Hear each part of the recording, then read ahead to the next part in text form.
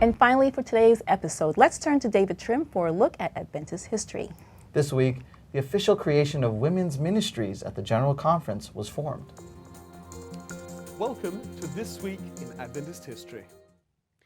On October 15, 1985, a Women's Ministries Advisory Committee was established at the General Conference.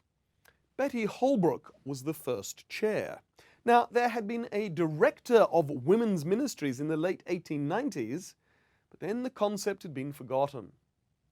In April 1988, Karen Flowers succeeded Holbrook as chair, and the work of the advisory committee led to the creation of a General Conference Office of Women's Ministries in 1990.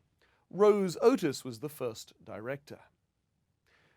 But the work that she did and her office did culminated at the 1995 General Conference session, which took the step of re-establishing a formal women's ministries department, with Otis as the first director.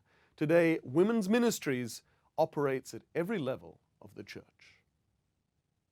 On October 16, 1951, Ralph H. Dinsbier passed away.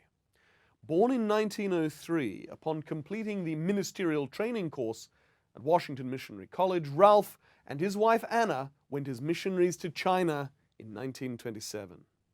They served for 14 years in China, but on the outbreak of World War II, Ralph, Anna, and their two children, Eleanor and Fred, were all interned by the Japanese.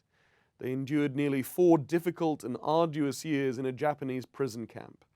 But they all survived and returned to the United States to rest and recuperate. But in 1947, Ralph and Anna returned to China, while Ralph was ordained and elected president of the South Chekiang Mission. They were evacuated with other Adventist missionaries in 1950 after the communist victory in the Civil War. But tragically, instead of being able to spend time with his family, Ralph died suddenly. He was only 48 years old. The strain of nearly 20 years of mission service in China and of Japanese imprisonment had taken a fatal toll on a man who was remembered for his practical sermons and his quiet, unassuming, godly life.